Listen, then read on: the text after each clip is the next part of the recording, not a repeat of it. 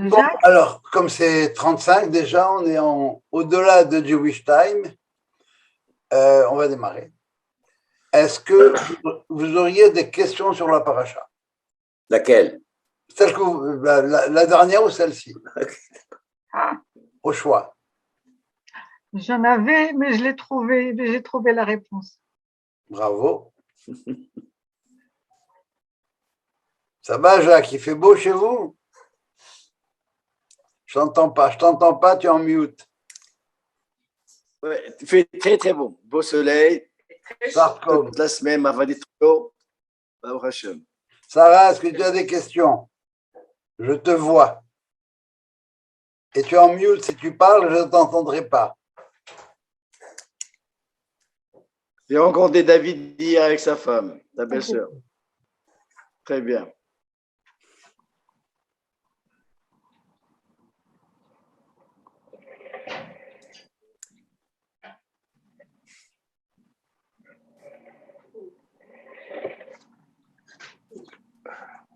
Il y a Brigitte qui cherchait à poser une question peut-être. Hop, elle va se reconnecter parce qu'avec ce qu'elle avait, elle n'arrivait pas à poser une question.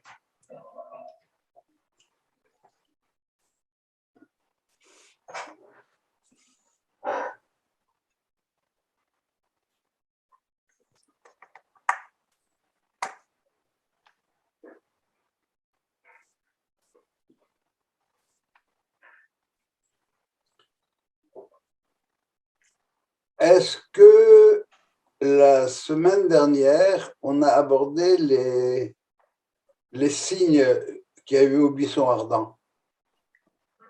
Est-ce que j'ai abordé ça? Non, je ne crois pas. Non. Toi, Charles, tu as dû les entendre? Oui, on a parlé de ça, oui. Oui, les trois signes. Il a parlé de la main qu'il faut mettre sur la main, il a parlé du bâton, il y a des choses comme ça qu'il lui a parlé. C'est qui il? Jacques. Hachem qui a dit à Moshe. Oui, je sais bien que c'est dans la Torah, mais est-ce que j'ai expliqué ce que ça voulait dire? Le fait d'enlever les chaussures et… Les chaussures, je crois qu'on a expliqué ça une fois. Oui.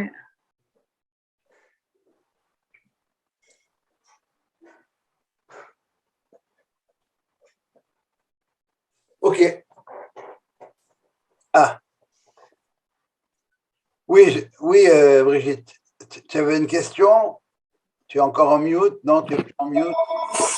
Ça y est, j'ai réussi à régler le problème. Bon, ça va. Non, j'ai pas de question particulière. Ah, il y avait une question. Non, désolé. Ok, on va y aller. J'ai commencé mon cours. Alors, on va démarrer un peu à la fin de la paracha précédente.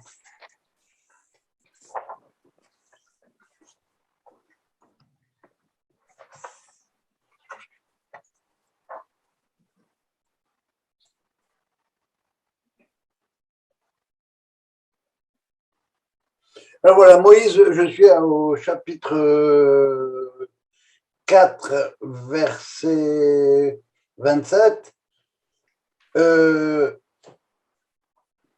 28. Moïse raconte à Aaron tout ce que Dieu lui a dit de dire, et il lui a parlé des signes qu'il a fait. Vayaler Moshe et Aaron, Moïse et Aaron sont allés, ils ont rassemblé tous les anciens d'Israël. Vayedaber Aaron, et c'est Aaron qui parle. Il faut savoir qu'il y a l'interface tant avec le peuple qu'avec Pharaon, ça passe par Aaron. Si on fait très attention au verset, on verra qu'il y a le bâton de Dieu, il y a le bâton de Moïse et il y a le bâton de Aaron. 3 bâtons différents. Et le bâton de qui? De Dieu. Oui, de Moïse. Et de Aaron. Moïse dit, prends ton bâton. Ça veut dire que Aaron, il a un bâton lui aussi. Lui aussi. C'est pas le même, mais c'est un bâton d'interface. D'accord.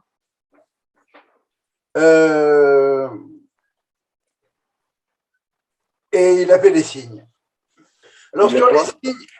signes, pardon, Et il a quoi? il a fait les signes. Ah, d'accord. Les miracles ont de questions. Et le texte nous dit Vaya amen ha'am vayishmeru. Et le peuple a entendu, il a compris qu'il fakad Hashem et Béné Israël, parce que Dieu s'est souvenu des Béné Israël, ça veut dire qu'il y a là pour les délivrer. Le mot code, c'est pas code, if code. Ça rime en français. Pas code, if code, Elohim Etrem. Pas code, c'est le mot code. Vous reverrez à travers tout, quand vous lirez le texte. Pas code, if code, Elohim Etrem, comme dirait Yosef. Okay? Et Dieu dit au Béné Israël, pas code, Hachem, pas code, etc. Dieu s'est souvenu de pas code. Il est venu pour vous, pour passer à l'acte. Dans Hachem, Pakad et Sarah, Dieu a visité Sarah. Ça ne veut pas dire qu'il l'a visité, ça veut dire qu'il s'est souvenu d'elle.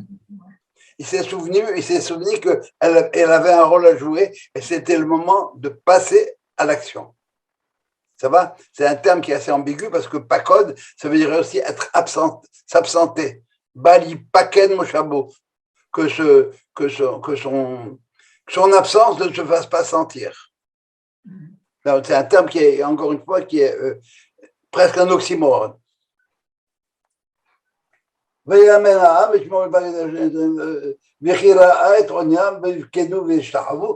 peuple accepte. Alors, on va s'arrêter quelques instants sur cette idée des signes. Il y a 3 signes. Dieu dit, après longue discussion, où Moïse dit le peuple ne m'écoutera pas et Pharaon non plus et qui je suis moi et je veux pas y aller, bref. Finalement, Moïse finit par accepter. Salut Moïse. Et il lui dit voilà, si tu veux faire des signes, alors voilà des signes. Alors il y a 3 signes et il y en a 2 qui sont directement pour Moïse. Enfin 2 significations pour Moïse et un 3e qui est juste pour les Bnei Israël. Le premier signe, c'est le bâton qui devient un serpent et qui redevient un bâton. Alors, qu'est-ce que c'est d'abord qu'un bâton? Le mot qui est employé ici, c'est le mot maté. Le mot maté, c'est le bâton du commandement. Vaidaber Moshe el Raché Hamatot, au chef des commandants, c'est-à-dire de chaque tribu. Maté, c'est une tribu, et à la tête de cette tribu, il y a un chef de tribu, et celui-là, il a un bâton. Le bâton du commandement. Alors, tu as entre les mains le pouvoir du commandement, et tu fais comme le serpent. Tu doutes dans Israël. Comment est-ce que tu dis Loïch Maouelaï Ben Israël? Et Dieu, le Midrash dans le Dieu dit ils sont croyants, fils de croyants, pardon. La question c'est s'ils sont vraiment fils de croyants, pourquoi, et là je court-circuit un petit peu, pourquoi lorsqu'il y a un changement de cap, un changement de direction, lorsque Pharaon dit c'est fini, on vous donne plus de matière première, allez chercher de la paille pour faire les briques vous-même. Pourquoi ils vont se plaindre à Moïse? Tu nous as asséché la gorge, tu nous as mis dans le plus grand des pétrins qui soit. Pourquoi ça? Bien parce qu'ils sont croyants. Ma'aminim, le texte nous dit Ma'aminim, Bene Ma'aminim. Fils de croyants. Ça veut dire quoi, croyant, fils de croyant? Ça veut dire qu'ils croient à la manière de leurs parents. Qu'est-ce que ça veut dire qu'ils croient à la manière de leurs parents? C'est qu'ils ne font que croire. Et c'est un thème qu'on avait déjà vu lorsque Jacob réunit ses fils et qu'il craint que parmi eux, il y en ait qui soient un petit peu enrhumés. Il lui dit non, Shema Israël, Hashem Elokeinu, Hashem Echad. Ton Dieu et le nôtre, c'est le même. Et si tu veux la preuve, regarde nos noms. Dans tous nos noms, il n'y a pas le mot het.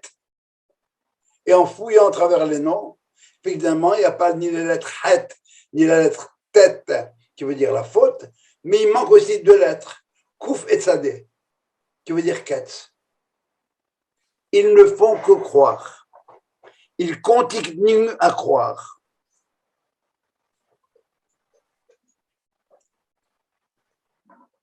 Va leur dire que le temps des souffrances est terminé. Mais il nous fait remarquer que, à force d'avoir cru pendant 2000 ans, on croit que la piété, c'est de continuer à croire. Et on ne voit pas quand on est arrivé au bout.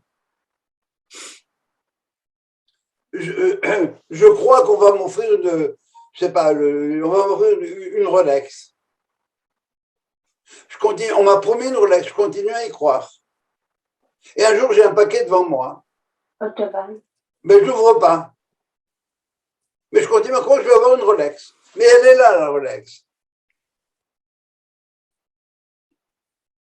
Je continue à attendre et à croire qu'il va y avoir une Rolex. Je continue à croire. Et quand ça arrive, je ne le vois pas. C'est comme. Je t'écoute. C'est à moi, putain? Oui, Arthur, oui, vas-y. Non, mais c'est comme les gens. C'est comme on a attendu de retourner dans notre pays pendant 2000 ans. Et là, le pays est là. Mais nous, on attend toujours. Et nous, on est là. Non, non, c'est pas le même problème du tout. Nous, on est là, mais on sait que le pays dans lequel on aimerait être, si on en avait la possibilité, si on était prêt à faire les sacrifices, il y a des sacrifices qu'il y a des gens qui ne sont pas prêts à faire, il y a des gens qui ne veulent pas se couper d'un paquet de choses, etc. Bref, je ferai pas l'apologie de la diaspora, ce serait malvenu. Mais on sait que ce pays-là, quand on fait la belacha de Méditat Israël, qu'est-ce qu'on dit? Reshit Tzemichat Geulatenu. C'est le début du démarrage. Ça va? C'est parti. Oui. Et c'est ce que le Rav Kook nous dit quand dans la Kavana, quand on dit Vetehezena enenu beshufra letzion berachamim. On traduit ça, que nos yeux soient ouverts quand tu reviendras à Sion. C'est vrai, ça veut dire que ça se passe de notre temps. C'est pas ça qui est écrit. Quand tu vas revenir, qu'on le voit, qu'on ait les yeux pour voir. Et qu'on ne dise pas, non, c'est remis à la Saint-Glinglin. Ça va? Exact. Alors, c'est ça. Ils n'y croient pas. Ils y ont cru et ils continuent à y croire. Et ils croient encore à la manière de leurs parents. La piété, c'est de croire. Mais après ça, ça devient une impiété. Si lorsque ça arrive, on ne le voit pas, si on n'adhère pas, eh bien, c'est une impiété.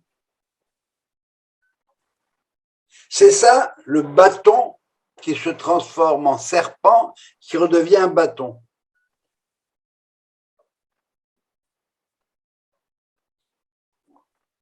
Ça va là, jusque-là? Oui. Alors, tu as fait du Lachon Haba sur le Béné Israël. Ils continuent à croire. Mais est-ce qu'ils croient? Ils y croient, ma chère. Anima Amin, ils y croient. Mais quand ça arrive, ils ne le voient peut-être pas tous. Et en tout cas, il y en a qui ne le voient pas du tout. Le deuxième signe, le même signe, pardon. Alors ça, c'est en réprimande de Moïse. Tu as osé dire du mal des Béné Israël. Ce sont des croyants. Ils savent qu'un jour, ça va arriver. Est-ce qu'ils seront réveillés et capables de voir quand c'est arrivé? C'est une paire de manches. Et au fur et à mesure des diplés, que Israël, que les Béné Israël voient cette chose-là, et à ce moment-là, ils sauront que c'est le début de la fin. La deuxième lecture de cette même plaie, c'est que le bâton, ça fait penser à l'arbre de la connaissance. Et le serpent, ça fait penser au serpent qui a réussi à convaincre Ève de ce qu'il ne fallait pas faire.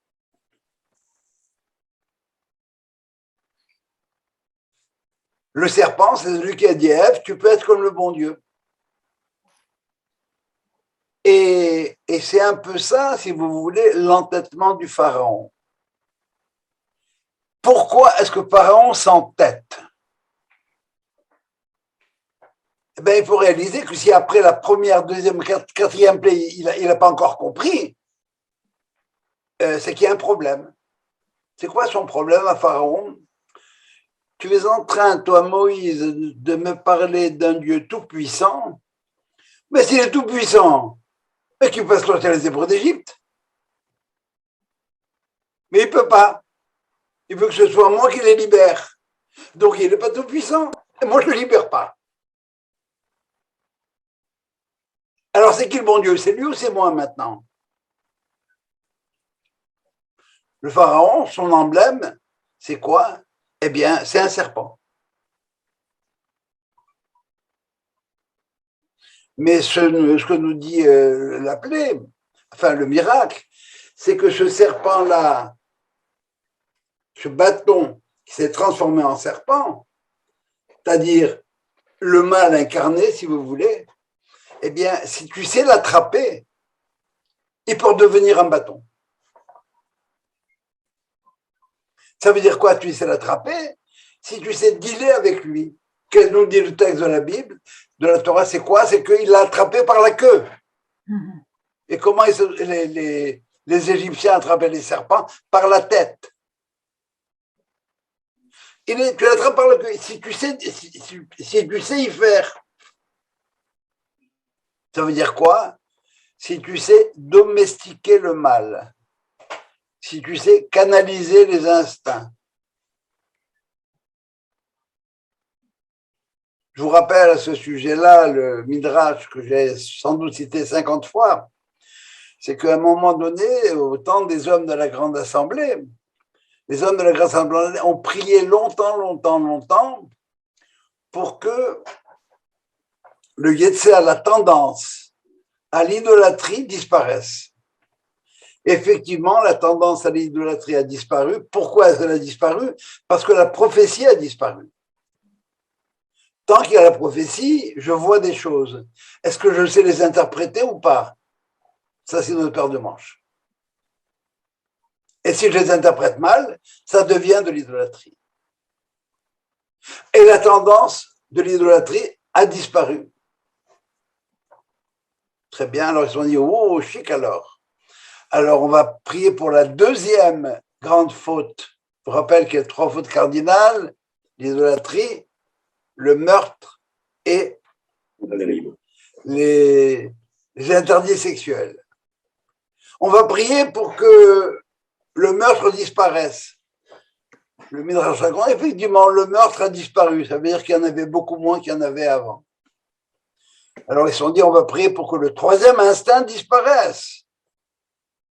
Le 3e instinct, c'est les interdits sexuels. Et ils ont été exaucés. Et le Midrash raconte avec son humour, et le lendemain matin, on ne trouvait même plus des œufs dans le marché. Ça veut dire quoi? Que s'il n'y avait pas eu l'instinct sexuel, on ne serait pas là. Papa, maman, ne nous aurait pas mis au monde. C'est ça, domestiquer le mal. Ce qui semble être mal. Ce qui existe dans le monde n'existe dans le monde que parce que Dieu l'a voulu. Mais il faut que je m'en serve convenablement. Voilà la première plaie. Enfin, le premier miracle. Le deuxième, c'est la lèpre. Ta main, Moïse, rentre-la dans ton sein, elle ressort lépreuse, remets-la dans ton sein, et elle est pure. Toujours le même principe. Pourquoi est-ce que Moïse n'aurait pas pu lui dire ça de manière différente? Pourquoi est-ce qu'il a fallu que Moïse soit touché dans sa main, dans son corps par la lèpre? Bien parce que la lèpre, c'est la punition de la médisance, du lachon hara. Tu as dit du mal de l'Israël, Israël, voilà ce qui va t'arriver. Tu t'es conduit comme quelqu'un qui fait du lachon hara, et pour ça, ça mérite sanction immédiate. Première lecture pour Moïse. Deuxième lecture, c'est que la lèpre, c'est le mal par excellence. Bien, ce mal-là, il peut être transformé en bien. On peut vaincre le mal. Rien n'est irréversible. La teshuva, ça existe. On peut transformer le pur en impur, si on ne sait pas y faire, ou on peut transformer l'impur en pur aussi. C'est ça la teshuva. Troisième événement qui va se produire, c'est quoi? Ben, tu vas transformer l'eau en sang. Et là, le sang ne redevient pas de l'eau. Et cette preuve-là, si vous voulez, ce miracle-là, c'est le seul qu'ils ont fait devant Pharaon. Les autres, c'était pour convaincre les Béné Israël.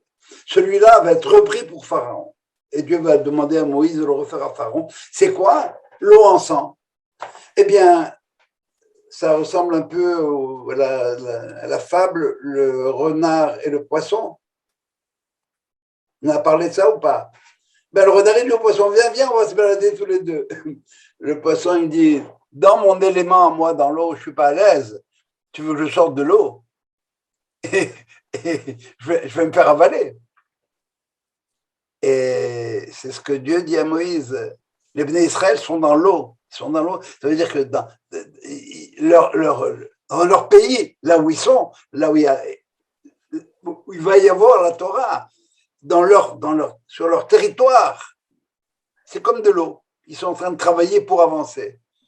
Si tu les sors, ça devient mortifère. C'est comme du sang. Ou bien, l'eau, ça représente le chesed, et le sang, le din. Autrement dit, t'inquiète pas, le peuple, t'inquiète pas. À la fin, tout va être jugé. Bereshit bara Elohim, au commencement, Dieu avait créé. Si on me dit qu'il y a un commencement, c'est qu'il y a une fin. Entre le début et la fin, il y a une histoire. Et c'est cette histoire-là qui va être jugée. Et c'est le temps maintenant de juger les Égyptiens. Voilà, si vous voulez, le sens de une des dimensions du sens de ces trois plaies-là, de ces trois miracles. Est-ce qu'il y a des questions par rapport à ça? C'est clair? Oui. Oui. Bon. Alors, on va arriver maintenant au chapitre 5. On nous dit, après ça, Moïse et Aaron sont arrivés, ils ont dit à Pharaon, laisse partir mon peuple, et il faut une fête dans le désert. Pas méchant quand même, hein? On va faire un petit pique-nique.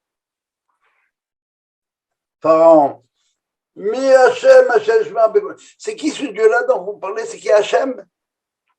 Moi, je ne connais pas Hachem. Il ne fait pas partie de ma nomenclature. On n'a jamais été présenté. Pourquoi j'écouterais pour libérer les Hébreux? Pas du tout. Je ne connais pas Dieu et je ne veux pas laisser partir les esclaves. S'il est capable, qu'il le fasse tout seul. Et la preuve qu'il n'est pas si capable que vous dites, c'est quoi? C'est que, c'est qu'il a besoin de moi pour le faire, comme je disais tout à l'heure. Et à ce moment-là, il continue, le Dieu des Hébreux nous demande d'aller 3 jours dans le désert pour faire des sacrifices. Et si tu ne le laisses pas, fais gaffe, tu vas te faire massacrer.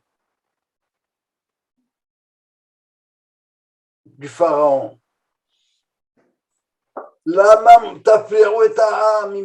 Pourquoi vous empêchez le peuple de faire son travail? Il fait du travail pour la civilisation, pour le monde. Il travaille en Égypte, c'est extraordinaire cette chose-là. Allez, vous occupez de vos affaires, laissez-moi tranquille. Vous détournez les Bnei Israël de leur travail. Alors voilà ce qui se passe à partir de maintenant. Si vous êtes trop nirpim, trop désabusé, trop relax, vous voulez prendre des vacances, ben c'est parce que vous ne faites pas votre travail convenablement. Alors à partir de maintenant, on va vous donner un peu plus de travail. Allez vous chercher vous-même la paille pour faire les briques. On traduit. Jusqu'à présent, en Égypte, on pouvait récolter des étincelles de sainteté, c'était relativement facile. Mais maintenant, ça devient beaucoup plus difficile parce qu'on a l'Égypte contre nous. Ça ne marche pas. Il faut produire, il faut continuer à produire le même nombre de briques. On ne vous donnera pas la paille. Tochen, le tochen, c'est quoi? Le nombre, la quantité. Les Rachid donne deux exemples et les deux ont tochen, ça veut dire compter. Et compter quoi? Compter l'argent. L'argent, c'est quoi? C'est ce qui est précieux, les valeurs. Pourquoi est-ce que l'argent, c'est une valeur précieuse? Voilà une bonne question là, l'argent est une valeur précieuse. Parce que l'argent n'a aucune valeur comme tel. Mais avec l'argent, je peux acheter n'importe quoi.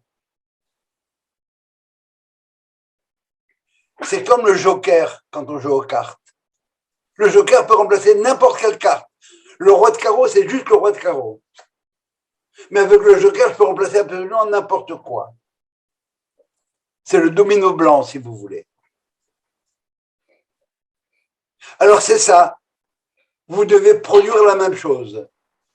Ça, c'est du point de vue de Pharaon, du point de vue des Bnei Israël, récolter les étincelles de sainteté comme telles. Et alors à ce moment-là, bon, ben, il y a pénurie on ne fournit plus du tout la paille. On bat les Bnei Israël qui ne sont pas capables de remplir leur quota de briques quotidien. Et lorsque le peuple rencontre Moïse, ils leur ont dit que Dieu voit et que Dieu juge. Vous nous avez asséché la gorge aux yeux de Pharaon et de ses serviteurs. Vous leur avez donné l'arme pour nous tuer. Vous leur avez donné le bâton pour nous frapper. Bon, eh bien Moïse retourne voir Dieu. Vayashov Moshe Hashem Yomar. Moïse revient vers Dieu et dit Adonai. Ici, le mot Adonai est écrit Aleph, Dalet, Nun, Yud, pas le tétragramme. Il est écrit comme il est fait. Mon maître, Adonai. On va revenir sur ce mot-là tout à l'heure. Lama hareota la amazé. Pourquoi tu fais du mal à ce peuple? L'amazé chez l'Artani. Pourquoi tu m'as envoyé? Attention, il n'y a aucune impertinence ici. Il commence par dire Adonai, tu es mon maître. C'est quoi dans le mot Adonai? Il y a à la fois le fait que je reconnaisse que tu es mon maître et en même temps je te demande de m'excuser. Comment est-ce qu'on commence la Hamida? Par un verset des psaumes qui dit Adonai, Sefatai, Tiftach, Ufi Yagid Teiratecha. Mon Dieu, ouvre mes lèvres et ma bouche dira tes louanges. À quel moment est-ce que David dit cette chose-là dans le psaume 51, si je ne m'abuse? C'est au moment où il dit à Dieu, tu sais quoi? Si je t'apportais des sacrifices, tu ne les accepterais pas. Ma faute est trop grande. C'est une faute volontaire, ce n'est pas une faute involontaire. Les sacrifices ne pardonnent que les fautes involontaires.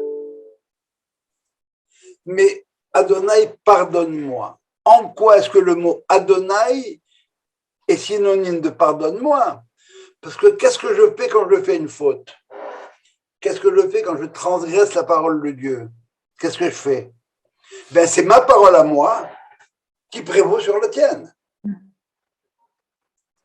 C'est moi, je suis mon maître, moi. C'est pas toi.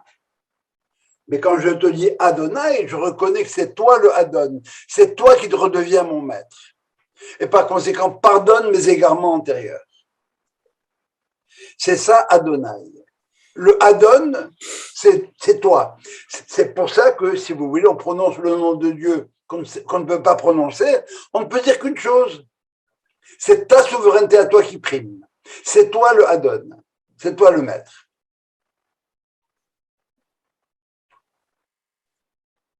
Donc, c'est une forme de teshuva.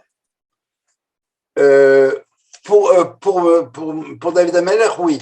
Mais par extension maintenant, c'est Dieu, je ne suis pas en train de te balayer, je suis en train de te dire, c'est toi mon Adon.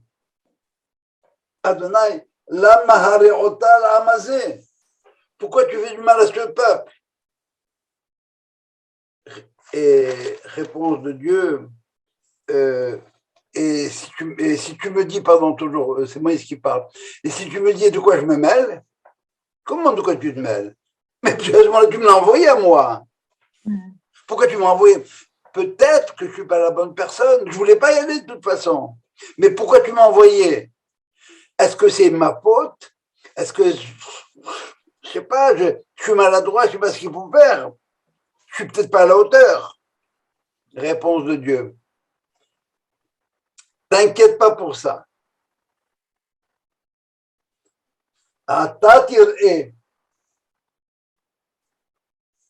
Tu vas voir. Tu vas voir comment les choses vont se passer maintenant. Tu vois ce que je vais faire à Pharaon. Et Rachid va nous dire en passant à côté. Tu vas voir ce que je vais faire à Pharaon. Mais tu ne verras pas ce que je vais faire au roi cananéen au moment de la conquête. Pourquoi? Parce que tu n'iras pas à la conquête. Pourquoi tu n'iras pas à la conquête? Eh bien, parce que tu es un petit peu impatient, mon ami. Ce qui s'est produit au rocher, c'est quoi? Je t'avais dit de lui parler au rocher. Prends ton temps, explique, discute. Non, toi, tu voulais du here and now tout de suite. Tu as pris le bâton et tu as frappé. Tu es trop impatient. Tu es trop dans le monde de l'absolu. Et les choses se font graduellement. Vas-y, mollo. Alors, vous voyez, l'histoire du rocher, c'est juste l'illustration de la nature de Moïse. Tu m'as envoyé, normalement, j'aurais dû partir avec les Hébreux en se prenant la main, en faisant la queue leu, et bien ça n'a pas marché. Au contraire, comme on dit au Québec, au lieu d'emmieuter, ça rempironne. Alors, vous voyez que déjà, ici, on a un coup de projecteur qui balaye toute c'est pas de la chutzpah de la part de Moshe Rabbeinu. Je t'entends mal. C'est pas de la chutzpah de la part de Moshe Rabbeinu de parler comme ça à Dieu. Même Abraham ne lui parlait pas comme ça. Il était tendre, il était doux. Mais non, mais il a commencé par Adonai. C'est pas impertinent du tout. Tu es mon maître. Et qu'est-ce que je veux maintenant? Je veux comprendre comment tu diriges ton monde. C'est ça ce qu'il lui dit. C'est quoi ta anhaga? Comment tu gères les choses? Moi, Moïse, c'est pas comme ça que je les aurais gérés. Si je suis tout puissant, alors à ce moment-là, à ce moment-là, j'arrive et je repars avec les bénis d'Israël en bandoulière. On part tous ensemble. Mais toi, je comprends pas. Vraiment, explique-moi. C'est ça le Adonai. D'accord. Alors, on peut penser qu'il y a une impertinence. Est-ce qu'on pourrait penser qu'il y a un manque de foi de Moïse? Absolument pas. Le rabbi de Lubavitch dit, la foi de Moïse est intacte. Mais comme c'est la première fois que ça se produit, alors il faut l'expliquer au niveau intellectuel, au niveau de la logique et de l'intellect, et c'est ce que Dieu va faire maintenant avec lui.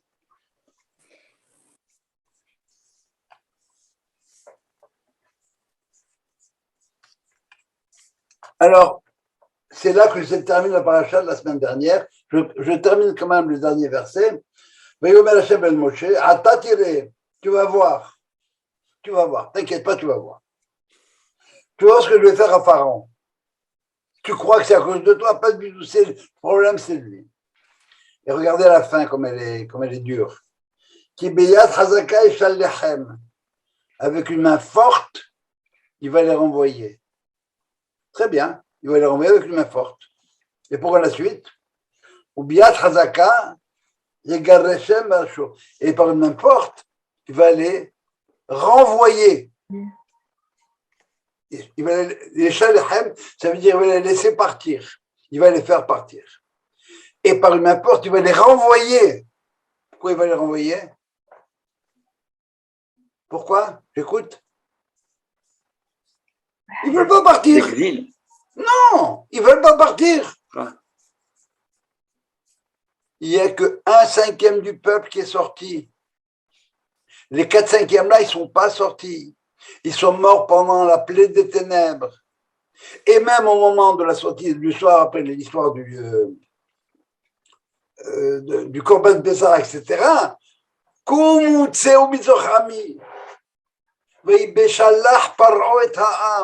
lorsque Pharaon a renvoyé, il voulait pas, on est bien ici.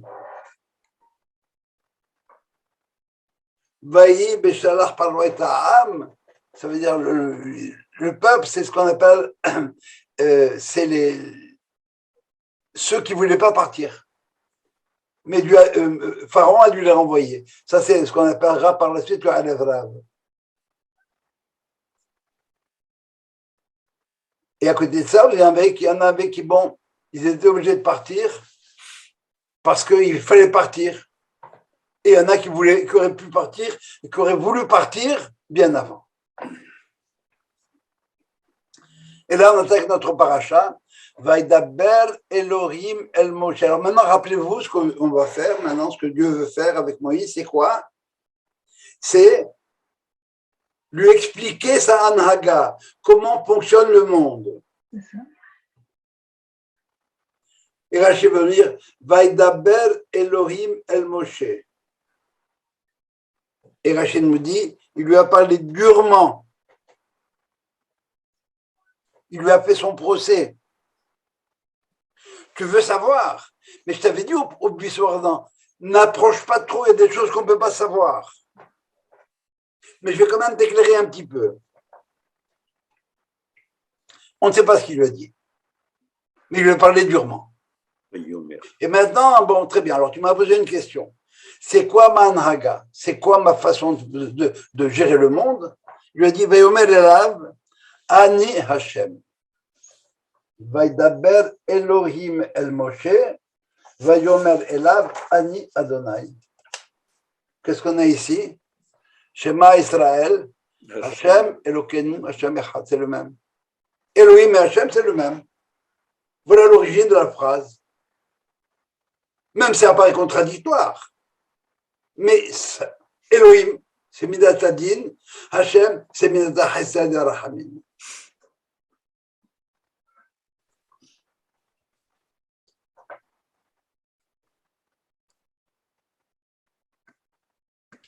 Et Rachid va dire, ça veut dire quoi? Ani Hashem? De miséricorde. Eh bien, Rachid va nous apprendre quelque chose de nouveau sur le nom de Dieu. Yud Ke Vav Ke, son nom. Ça veut dire quoi son nom? Il est passé, présent et futur. Ça veut dire, Rachid va nous dire, je punis et je récompense. On peut me faire confiance pour punir et pour récompenser. Il n'y a pas d'acte gratuit. C'est la réponse à Moïse. Ani Hashem, c'est le temps de la punition des Égyptiens et de la récompense au Béné Israël des petites choses qu'ils n'ont pas faites. Ça veut dire que Ani Hashem, fais-moi confiance, il y a une justice. C'est un peu, si vous voulez, c'est un peu la même histoire que l'eau et le sang. Il va y avoir une justice à la fin. Ani Hashem, je réalise mes promesses. Et il explique à Moïse, Vaera el Abraham, el Yitzhak, el Jacob, El Shaddai. Je me suis révélé à Abraham, Isaac et Jacob par El Shaddai. Rappelez-vous, Ani El Shaddai, Taler Lefanai, Beyetamim, etc. Ani El Shaddai. Ushmi Hashem, et mon nom Hashem, Lo Nodati Lahem. Comment on traduit? Je ne me suis pas fait connaître. Je ne me suis pas fait connaître Dieu sous cet attribut-là. Voilà. C'est pas, ils connaissaient le nom de Hachem. Mais Hachem en action, ils n'ont jamais vu. Hachem en action, c'est quoi? C'est celui qui réalise les promesses. Ani El Shaddai. Je me suis fait reconnaître par le mot El Shaddai. Ça veut dire quoi, El Shaddai? Il y a au moins 3 racines. La première, c'est Shoded, qui veut dire démolir, dévaster. Rappelez-vous que le mot Shed, ça veut dire un démon. Capable de démolir l'ordre du monde. Capable de démolir mes propres valeurs. Je suis capable de laisser de côté mon attribut de rigueur pour prendre l'attribut de miséricorde, et vice-versa. Pour être charitable, il faut faire violence à la rigueur. Pour être juste et rigoureux, il faut faire violence à la charité. Première lecture. Deuxième lecture, on dit El Shaddai, chez Yesh Lidai. J'ai beaucoup, j'ai assez. Comme je dis toujours, si je promets à quelqu'un de lui offrir un café, il peut me faire confiance. Si je lui promets de lui acheter une Rolls-Royce, je lui conseille de ne pas trop attendre après ça. Pourquoi? Parce que je n'ai pas les moyens. Chez Yesh Lodai, il en a assez. La signature est bonne. Tu peux déposer le chèque. Tu ne vas pas rebondir. J'ai assez pour pouvoir promettre.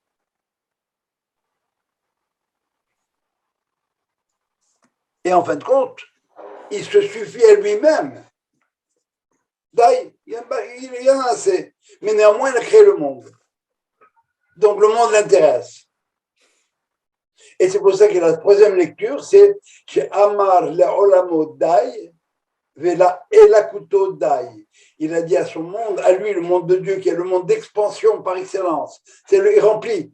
Meloka Olam Kovodo. Mais il a su s'arrêter, il a fait un tzimtzum pour me laisser la place. Il a limité ses tendances pour que le monde existe. Et effectivement, au temps des Havot, il n'y a pas de place pour le doute. Il est promis, il va faire. Et maintenant, Ushmi Hashem, Lo Nodati Lahem, par mon nom, le nom de celui qui réalise les promesses, ils ne sont pas connus. Le temps des Havot, c'est le temps de la Emouna. Et on peut croire. À la limite, c'est presque gratuit de croire. Mais au temps des bannis, c'est le moment de la réalisation. Là, ça devient un peu plus compliqué. Alors voilà pourquoi, au lieu d'emmieuter, ça rempironne, parce qu'on en arrive à la fin, à la réalisation. Quand on est à 10 mètres du rivage, on accélère, on nage plus vite. Au moment de l'accouchement, les douleurs sont plus fortes. Pendant 9 mois, on a tout fait pour garder le bébé en place. À la fin, accélération des événements. Et c'est pour ça que maintenant, au lieu d'emmieuter, ça rempironne. Les choses s'accélèrent. Et voilà comment est-ce que Dieu lui répond. Vaera el Abraham, el Yitzhak, el Jacob, El Shaddai. Ça va? Ça, c'est le pshat. Et Rachel va nous donner un autre drache. Il dit, j'ai parlé au Habot, j'aurais promis des choses. Ils n'en ont jamais vu la réalisation. J'ai demandé à Abraham, je lui ai dit, je vais te donner la terre, il a dû acheter la terre, etc., etc., etc. Vous direz Rachel là-dessus. Mais j'ai dit à Abraham, va dans la terre, la terre où je me révélerai à toi. Il arrive, il y a la famille, il y a la famine. Il n'a pas discuté avec moi, Abraham. Il a cru. Et toi, maintenant, tu viens et tu poses des questions. Alors la réponse, voilà. Pourquoi c'est comme ça? Réponse à Moïse. Parce qu'on arrive à la fin. Parce que c'est le moment de la délivrance. Et quel lien entre le pshat et le drash, si vous voulez, ben c'est justement, c'est ce que j'ai dit, c'est qu'au moment où Hachem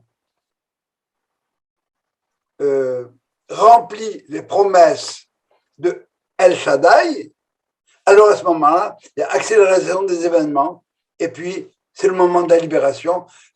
Au moment du Mashiach, il risque d'y avoir la guerre de Gog et Magog. Ça peut être une catastrophe, mais ça peut être très bien aussi. Ça va jusque-là?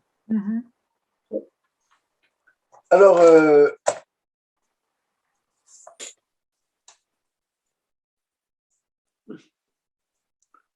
et j'ai rempli avec eux mon alliance de leur donner la terre. Ils ont eu la terre. Bon, ils ont dû partir parce que ça faisait partie du plan. La reine, verset 6, est mort l'Ibné Israël. La reine, ça a une valeur de serment. Je fais le serment suivant. Dis aux enfants d'Israël, Ani Hachem, je suis Hachem. On se rappelle maintenant ce que ça veut dire maintenant Hachem. Hein. Elohim, c'est Dieu qui est garant des lois de la nature, du fonctionnement naturel. El Shaddai, c'est le nom celui qui promet. Et il peut promettre, parce qu'il en a assez et on peut croire à ses promesses. Hachem, c'est maintenant le moment où quoi il réalise ses promesses. Et là, on a je vous ferai sortir des fardeaux de l'Égypte.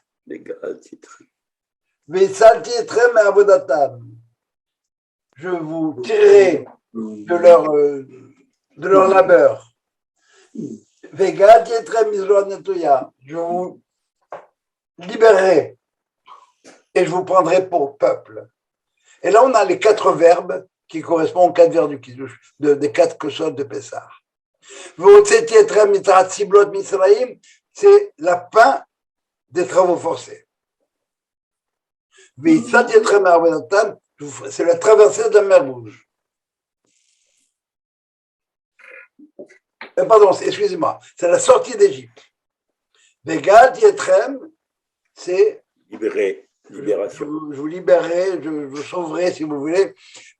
Ça, c'est la traversée de la mer Rouge. Mais la carte Yetrem Nileam, je vous prendrai pour moi, comme peuple, et ça, c'est au Mont Sinaï.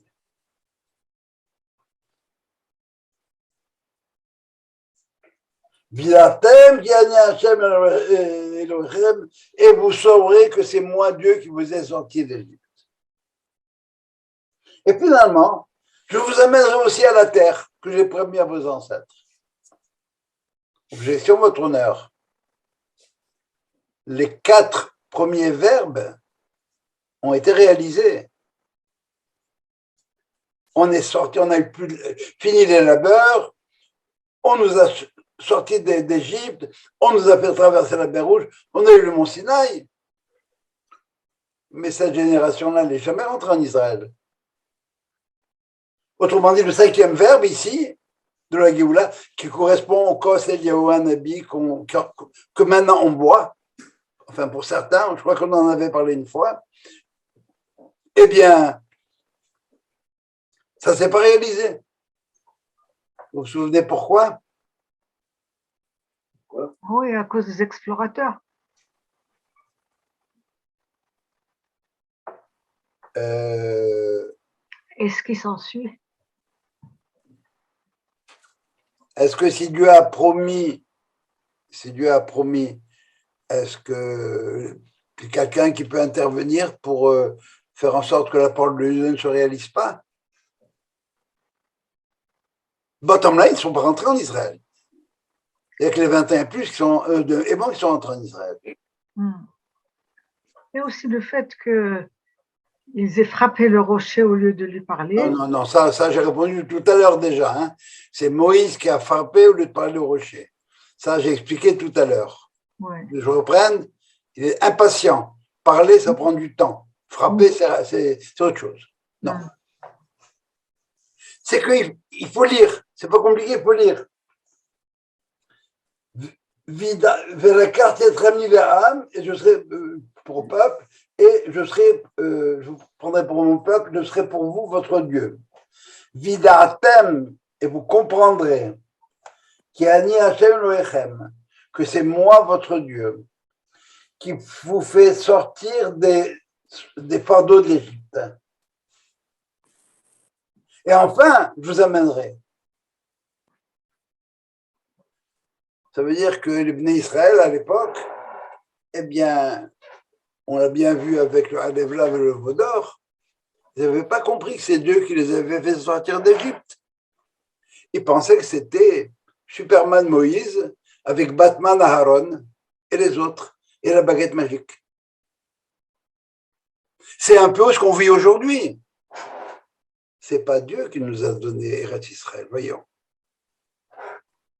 C'est Herzl, c'est les nations qui nous ont donné Eretz Israël.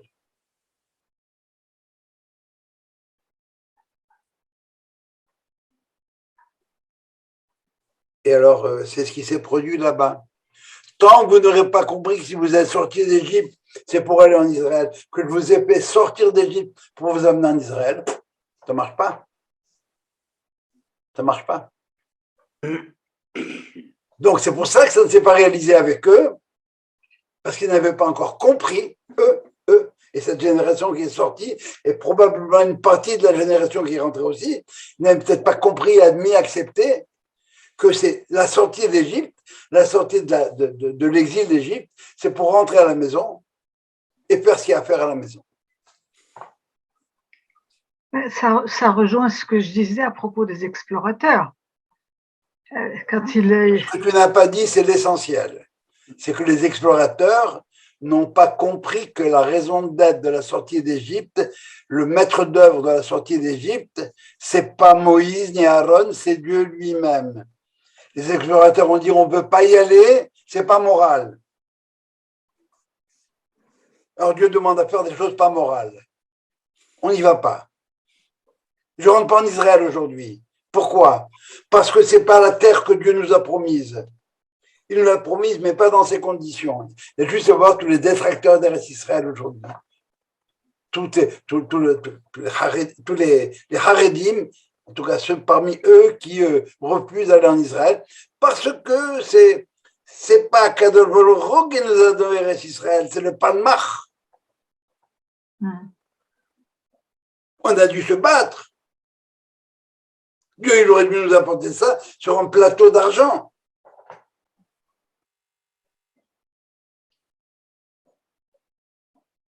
C'est pas comme ça qu'on hérite de la terre. Pas par la guerre. On l'a vu sur un plateau d'argent.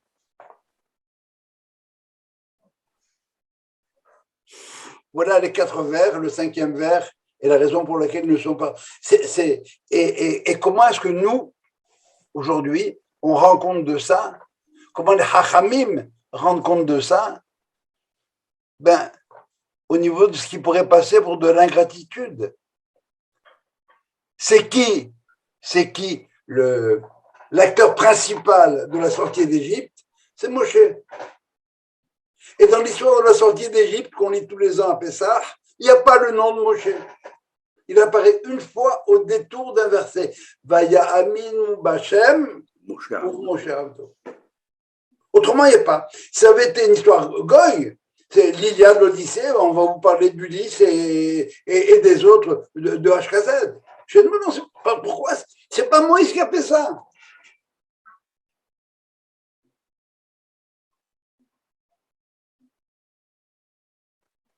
Ça va jusque-là?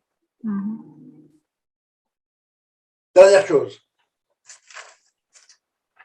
Vous n'avez pas de questions par rapport à ça. Hein?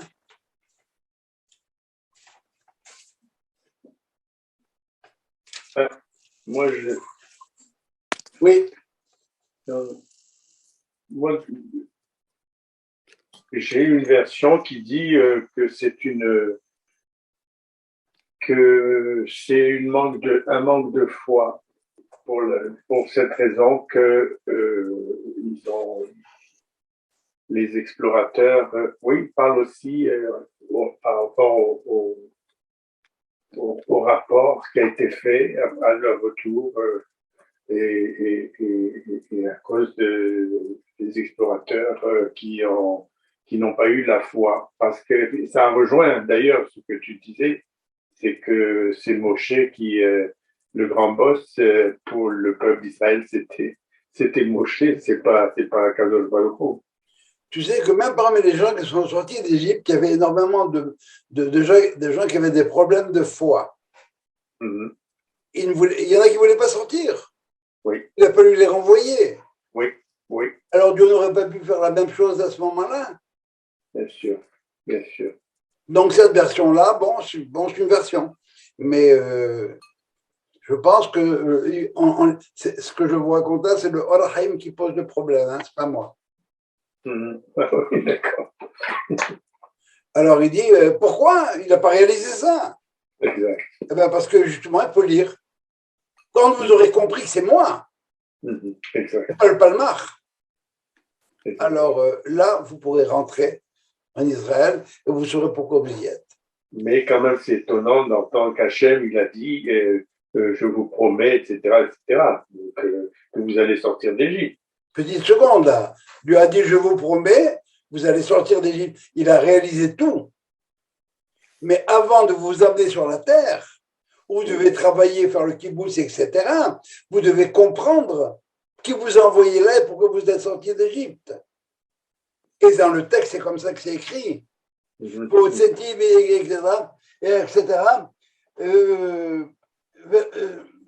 Vidatem, vous saurez que c'est moi qui vous ai fait sortir, c'est pas Moïse. C'est divin. Ça vient de là-haut. C'est dans le plan initial. Et alors, à ce moment-là, quand vous aurez compris ça, il faut lire les versets dans l'ordre. C'est tout. Autrement, on tombe dans des conditions de lecture voilà, elles sont ce qu'elles sont. Bon, on va être gentil. Tu n'es pas en train de donner raison aux Haredim qui disent que Israël n'a pas été donné par Dieu?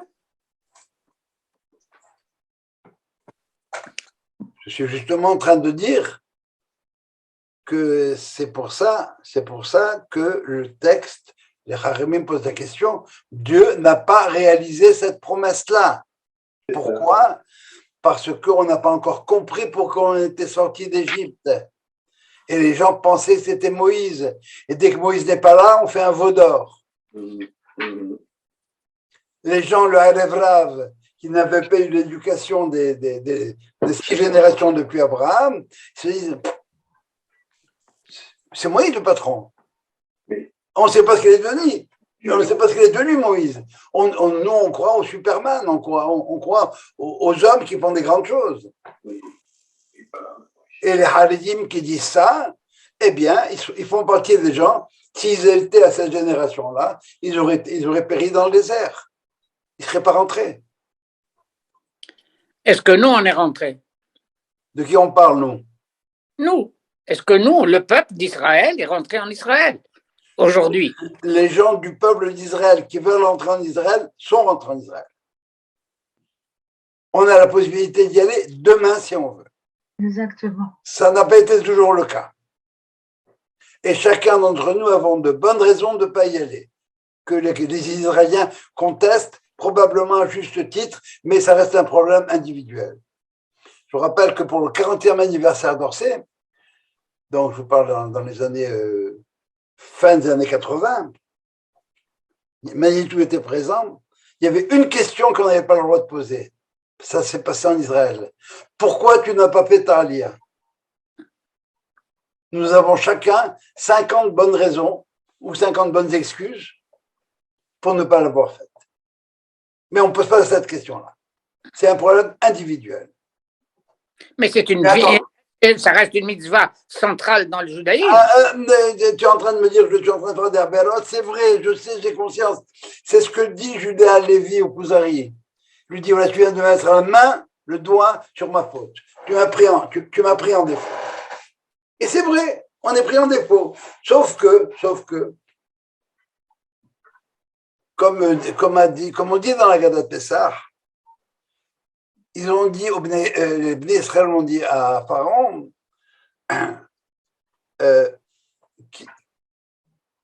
qui banu la gour ba'aretz banu. On est venu la gour. Ça veut dire quoi? Ça veut dire quoi la gour? Habiter. En tant que guerre. En tant qu'étranger. En tant qu'étranger. Lo banu l'ishtakeya ella la gour sham. Par opposition à la gour, il y a la dour. La dour, c'est dar. C'est s'implanter, mettre sa maison là-bas. C'est ma maison et c'est là-bas que j'appartiens. Et les Haredim qui disent que bon, ils disent qu'il faut nous apporter sur une plateau d'argent. C'est bien. Sauf que c'est pas comme ça que ça part, que Dieu parle dans Bereshit. Au mille où est à Aretz, vechipshuha. Remplissez la terre et conquérez-la. C'est comme ça que Dieu donne la terre. Pas sur un plateau d'argent. Tu es sur la terre et tu te bats pour l'avoir et la garder. La conquérir. Pas seulement au point de vue militaire par rapport aux autres nations, mais conquérir la terre, devenir allié de la terre. Mais quel est son rôle à Dieu là-dedans? Si je suis de bonne foi, de me permettre de continuer à faire ce que je suis en train de faire et d'essayer le mieux possible d'éviter les écueils extérieurs. Le rôle de Dieu, c'est de m'avoir donné un programme. Et si je suis de bonne foi et je maintiens mon programme, eh bien, ça se passera bien. Sinon, just too bad. OK. Dernière chose.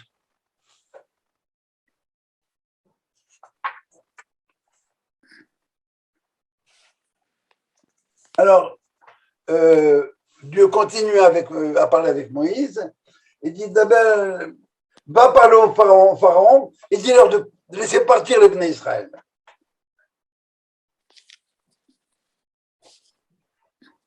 Et Moïse répond, encore, tu veux qu'on fasse ça? Hen ben Israël, lo shamru elai, ils m'ont pas écouté. Ve'eresh ma'ani parlo, et comment Pharaon pourrait m'écouter? Va'ani aral sefataim. Et moi je suis aral, incirconcis. La orla, c'est le prépuce, c'est ce qui bouge le canal. Ça va? Aral lo yuchalbo. Il n'a pas le droit. Aral, c'est peut-être, je suis incirconcis des lèvres, ça veut dire que j'ai les lèvres bloquées. Est-ce qu'on n'avait pas déjà entendu cet argument quelque part? Oui. Quand ça? Au buisson. Et comment il a dit là-bas?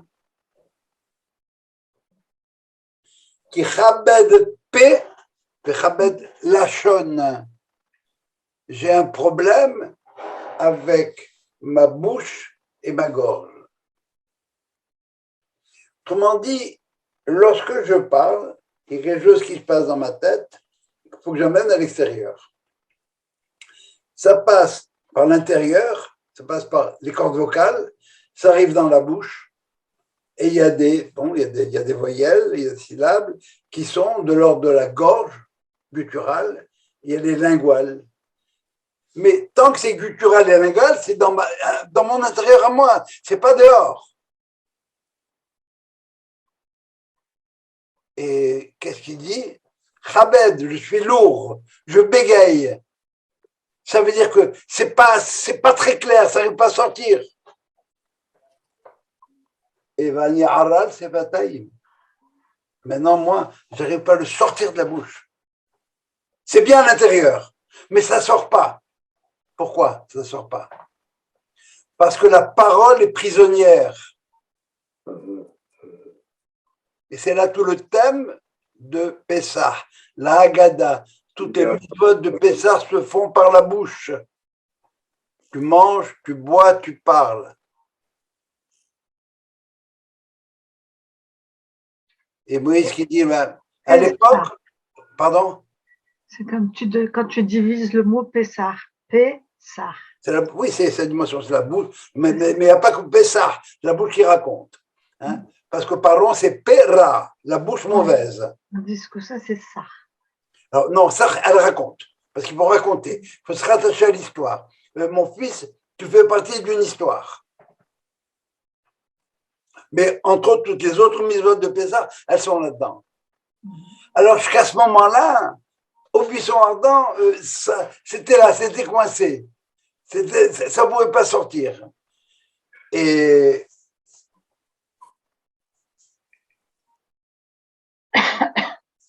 ils ont quand même Aaron a été capable de parler au Béné Israël, ils ont entendu, ils ont accepté. Bravo, c'est bien. Mais maintenant, on est devant Pharaon.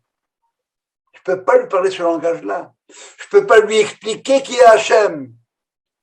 Il n'entend pas. Et moi-même, ça n'arrive pas à sortir. Et par la suite, après le don de la Torah, comme par hasard, Moïse était complètement guéri. Il n'arrête pas de parler. Ça veut dire qu'il y avait quelque chose qui était de l'ordre de l'intériorité. Il y avait chacun sentait dans ses viscères ce que c'est Hachem. Moi, il sentait, oui, incapable de l'exprimer.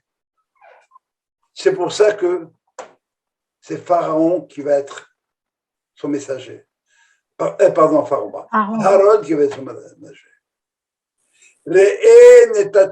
Elohim le Pharaon. C'est toi qui vas juger Pharaon. Et Aaron sera ton prophète. Ça veut dire quoi ton prophète? Navi, ça vient des mots niv. Niv, c'est les lèvres.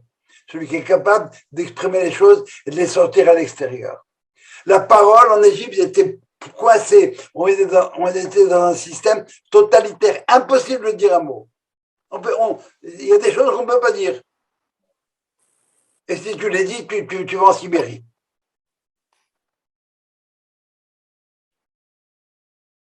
Alors à ce moment-là, on a besoin d'Aaron. C'est le bâton de Aaron qui va travailler. C'est avec celle-là qu'il est capable de s'adresser. Moïse est beaucoup trop haut par rapport au peuple. C'est aussi une des raisons pour lesquelles il ne peut pas rentrer en Israël. Parce qu'au niveau de l'absolu de Moïse, entre le fait de la Géoula, si c'est le temps de la Géoula, ça doit être here and now. Si le rocher donne de l'eau, donne de l'eau. Non. En Israël, c'est pas comme ça que ça se passe. Tu commences par faire des kibbutzim avant de faire Tel Aviv. Voilà la différence entre Moïse et Aaron, entre tout le problème du langage. Moïse, il est lourd, c'est dans la gorge, c'est dans la langue, mais ça reste à l'intérieur. Il faut que ça sorte. C'est quoi le 10 plaies d'Égypte? C'est une façon, si vous voulez, de montrer qu'il y a un quelqu'un derrière l'impersonnel de la nature. Et si vous regardez les plaies, on en parlera sûrement à Pessah, les plaies deviennent intelligentes. Elles font la distinction entre l'eau des Hébreux et l'eau des Égyptiens, entre les animaux, etc. Et à la fin, jusqu'à la goutte qui a permis à un premier-né de naître et la goutte qui a permis à un puits-né de naître. Et ça va jusque-là, jusque dans ce petit détail-là. Il y a quelqu'un derrière tout ça, et il n'y a pas l'impersonnel de la nature, ou bien le Nil, etc., qui continue, etc. Voilà. Est-ce que vous avez des questions? C'est très bien, très bien. Très bien. Merci beaucoup. Moi, je voulais dire quelque chose, si je peux, ça vous m'entendez bien, ça va bien, Jo? Qui c'est qui parle? Jacques? Berry a dit qu'on n'est pas rentré en Israël. Jacques, oui. On est rentré en Israël. Quand on est rentré, mais on n'a pas pu garder la terre. Mais on est rentré en Israël. Non, non, on l'a perdu. Bon. Ok. Bon, c'est clair que quand on fait un mariage, des fois, le mariage ne marche pas. Parce qu'il y en a un ou les deux qui font, ça ne marche pas très bien. Alors, c'est ce qui s'est produit. Ça a très bien marché pendant le premier temple, jusqu'à un moment donné. Pendant le deuxième temple aussi. Et puis, bon. Alors maintenant, c'est le troisième retour. Et il y a eu 3 patriarches, il n'y en a pas 4. Il y a eu 3 retours et le dernier, c'est le bon. Bravo. Amen. Amen. Voilà. Merci beaucoup. Shabbat Merci, Alors, je vous dis Bonne année à tout le monde. laissez-moi vous dire, je vais vous envoyer un mail pour ça. Je suis absent pendant à peu près 2 semaines. Je reviens mardi soir. Je ne sais pas si je pourrais donner cours mercredi. Si je peux, je vous enverrai un texte mercredi matin ou même dans l'après-midi. Sinon, je parle le mercredi le 19 janvier. Mais les 2 prochaines semaines, eh bien, je penserai à vous au soleil.